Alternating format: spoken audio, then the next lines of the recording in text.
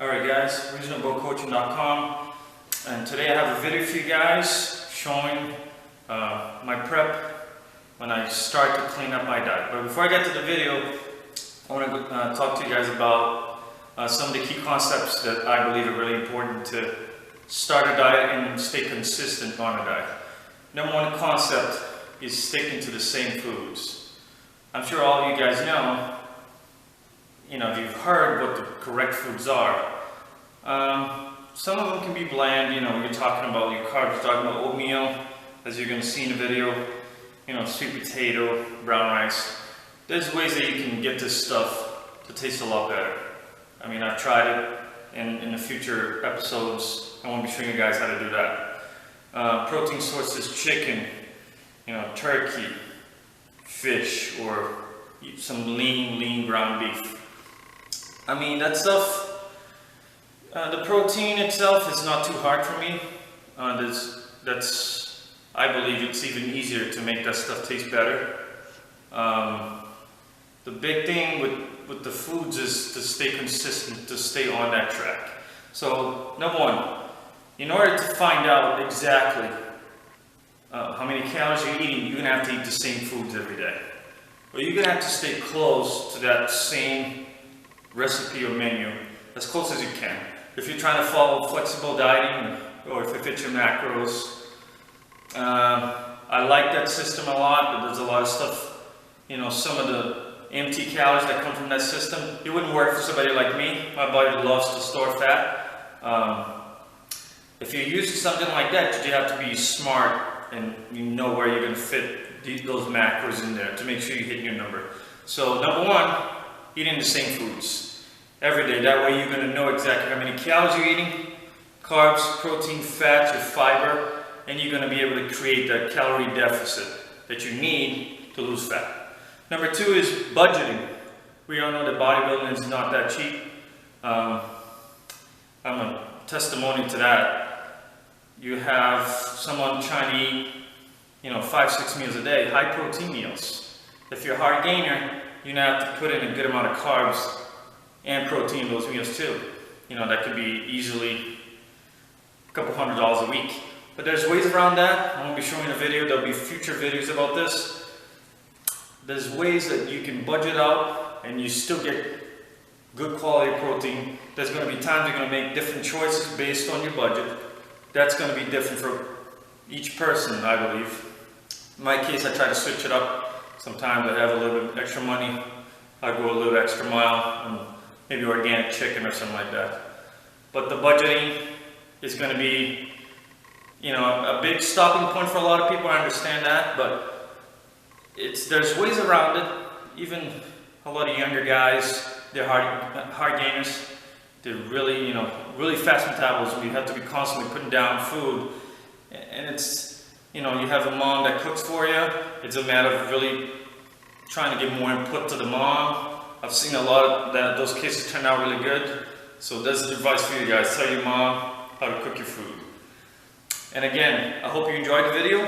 You're going to have a lot of, I'm giving you a little bit of what my diet's going to look like. I'm at the beginning of the diet. I'm transitioning from a 30-day active recovery phase that I designed to prevent overtraining, but not to lose muscle, not to gain too much fat. Keeping my calories around 2,700 a day, which I'm waking up at the same weight every day. That's telling me that my body is responding to this diet.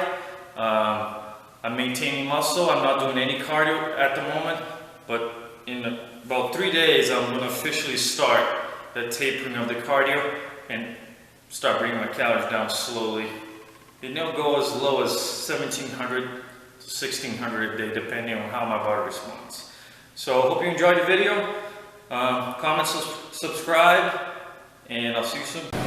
Alright guys, reasonablecoaching.com, and today we're at the grocery store. I'm going to show you guys what I eat on a diet.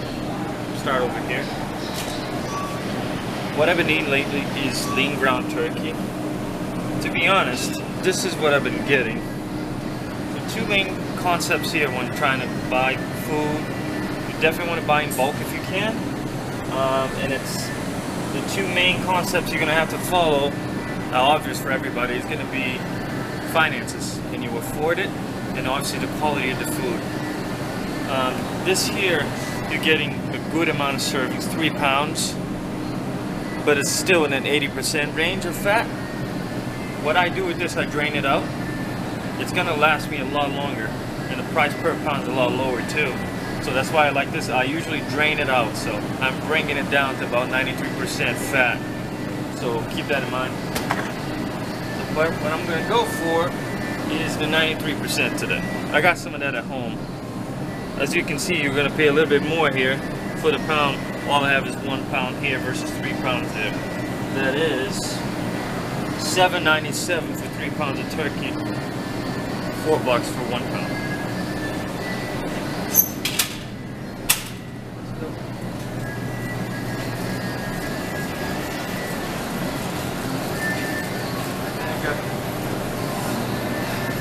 I don't usually eat a lot of steak when I'm trying to diet, especially when I'm trying to clean out my diet like this. If you're gonna go for steak, definitely for the leaner cuts, either top round steak or a flank. So,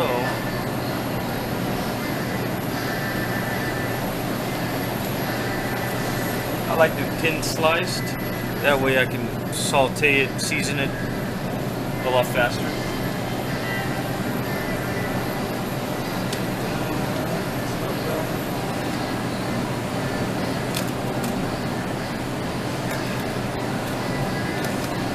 Flank here, not bad, great for broiling.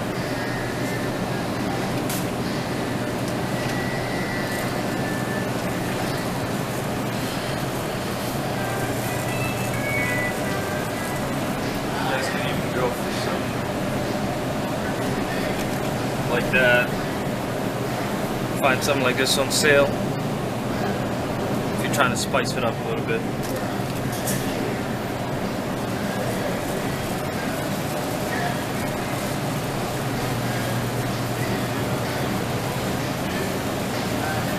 Now here I have an example of, you know, the type of deals that you can find. You have tenderloin, which is what I like, $3.49 a pound. This is a lean type of chicken. I like it because it's a lot softer when you cook it. And then I have here $8, $3.49 a pound, 2.5 pounds total, versus the cheap stuff. So this is $1.99 a pound. I got almost 5 pounds of chicken here, $9.17. This is when you have to make a decision what's going to be worth it for you. I alternate. I don't always buy the most expensive stuff. It's whatever I'm doing at the time. This is not going to kill me. I know it's probably not the greatest chicken there is, but it's going to get the job done a lot better than anything else you're going to buy when you go out to eat. At least you know what's going in it because you're preparing it. Alright guys, this is one of my main sources of carbs I'm trying to cut down. Actually I like to have this all the time. Lesson of the day here is always stick with the old fashioned, less processed out of all these. Stay away from the packets. I like to have these sometimes, but I'll have this with a little bit of Splendor Equal, with a banana or half an apple or something. That'll usually give me, it'll probably be the first meal of the day. Great stuff. So good. This is what I'll do with my morning meal. You guys seen in my video, a quick low carb meal. Half an avocado, low glycemic. Getting my omega-3s, getting vitamin E, getting my good fats in here. High calorie, but still good. If you're trying to follow a ketogenic diet, it's still something that you can put in there. For me, I'll have it once a day, no more than that. Alright guys, this is my famous salad. I usually have a salad for my last meal of the day, post cardio. I do my cardio at night sometimes.